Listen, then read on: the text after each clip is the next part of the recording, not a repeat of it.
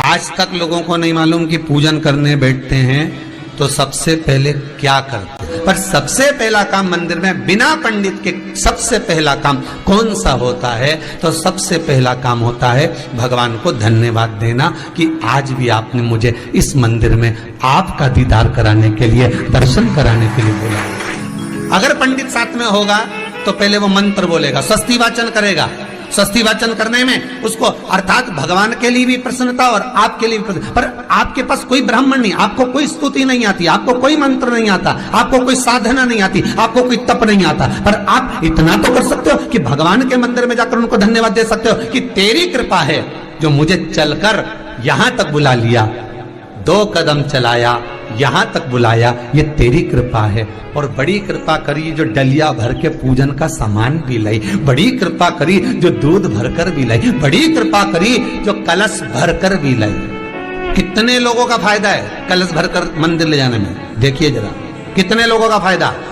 हिंदू धर्म में विष्णु पुराण में, पद्म पुराण में लिखा है, सौभाग्यवती नारी जब भरा हुआ पानी का लोटा लेकर कलश लेकर जाती है और उसको देखकर कोई व्यक्ति निकल कर चले जाता है तो जिस काम के लिए जाता है वो काम सफल हो जाता है। मंदिर का ही लोटा,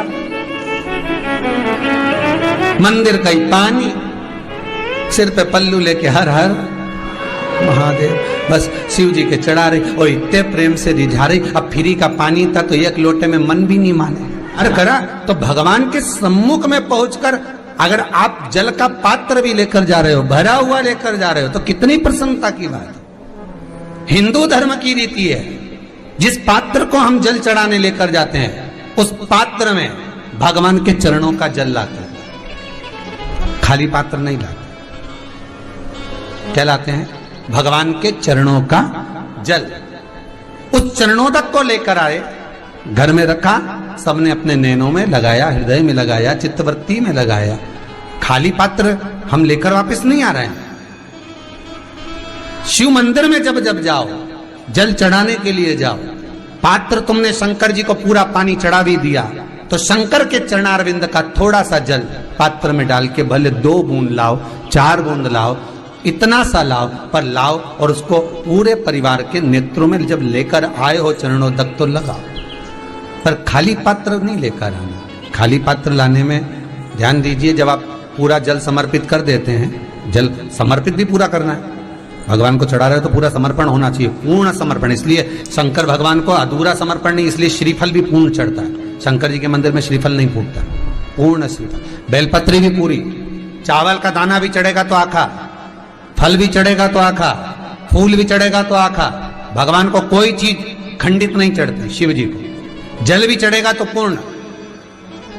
जिस जल को चढ़ाने के लिए लेकर गए उसको बचा कर नहीं लाना है शिव मंदिर में से, संपूर्ण भाग। क्योंकि भगवान के चरण की रज जब हमारे घर में प्रवेश करेगी तो हमारा आत्म कल्याण तो स्वतः ही हो जाएगा। शिव करुणा कर ही देंगे। पर कई लोगों की आदत रहती है, और आपने भी गलती करी होगी, गए होगे, चढ़ाकर भी आए होगे, पूरा पानी भी उंडेल कर आए होगे, चढ़ा भी दिया, छोड़ भी आए, पर लेकर नहीं आए होगे।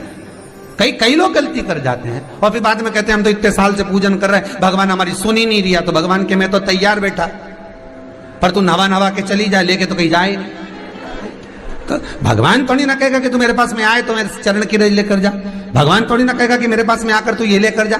भगवान तो कहेगा मेरे पास में आया है, मांगना कुछ मत, बस मुझे जो स्नान कराया है मेरा चरणोदक लेकर जा, छीट दे पूरे घर में, संपदा भरना मेरा काम है। जहां मेरी चरण की रज पहुंच गई वहां संपदा स्वतः पहुंचती है, मैं वहां पहुंच जाता हूं। तो चरणों तक ले जा। पर लोग ले जाते हैं, पूजन करते, कलश भी उंडेलते, जल भी चढ़ाते, पर आते समय खाली लेकर आ जाते। भगवान को इतना बुरा लगता, मेरे दरवाजे से खाली जाए, मुझे कितना बुरा लगेगा। जो आए वो भर कर जाए, भले 2 बूंद लेकर आओ, पर उसमें चरणों तक थोड़ा सा लेकर अवश्य आए। उसी तरह जल चढ़ाने के बाद हम जब लेकर आते हैं पात्र के अंदर, ये उसमें उसकी बरकत है। गर्ग संहिता में दूसरी चीज कही, उसको भी समझ लीजिए। गर्ग संहिता में कहा गया, जब आप घर से जल लेकर जाते हो भरकर, तो ये सृष्टि की जितनी नदियां हैं, पृथ्वी पर जितनी नदियां विद्यमान हैं, जितने तालाब, जितने सरोवर, जितने कुंड, जितने विराजमान हैं, उन सारे तीर्थों का जल जब आप घर से लेकर निकलते हो तो वो तीर्थ का संपूर्ण जल आपके कलश में आ जाता है। और जब आप उस जल को शिव पर समर्पित कर देती हो और 2 बूंद चरणादक लेकर जब जाती हो तो शिव महापुराण गर्ग संहिता पद्म पुराण कहती है वो जल साधारण नहीं रहता, वो गंगा जल बनकर तुम्हारे घर को पवित्र करने के लिए पहुंच जाता है। वो पवित्र गंगा जल बन उसको लेकर प्रवेश कर जाओ। हम बार बार कहेंगे भगवान के मंदिर जब भी जाओ ना, चेहरे पर प्रसन्नता होना चाहिए। किसी से मिलने जाओ ना, चेहरे पर अगर प्रसन्नता नहीं और ऐसे ही पहुंच गए ना तो वो श्रेष्ठता नहीं मानी गई।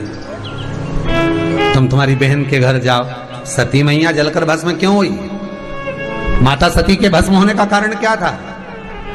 सती को पिता पर जितना क्रोध आया उससे ज्यादा क्रोध सती माता को अपनी बहनों पर आया कि मेरी इतनी बहन, ये 60 की 60 बहन मेरे सामने खड़ी रही और मैं आई तो प्रेम से मुस्कुराई तक नहीं।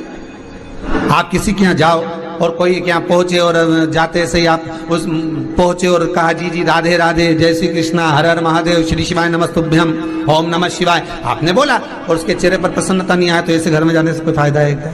और आप किसी के यहाँ जा रहे हो तो आपके चेहरे पर भी प्रसन्नता होना चाहिए, सामने वाले को तो हो, आपके भी चेहरे पर भी। मंदिर में जब जब जाएं, गुरु के दरवाजे पर जब जब जाएं, परमात्मा के चरणारविंद में जब जब जाएं, माता पिता के चरणों में जब जाएं, घर के बुजुर्गों के पास जब जाएं तो तुम्हारे चेहरे पर प्रसन्नता होना चाहिए। भगवान को भी लगे दुख भले है इसको पर चेहरे पर प्रसन्नता है, इसको अब दुख नहीं देना क्योंकि इतना मुस्कुराकर ये मेरे मंदिर में आती है। हेलो फ्रेंड्स, श्री शिवाय नमस्तुभ्यम। अगर वीडियो पसंद आए तो लाइक और सब्सक्राइब जरूर करें।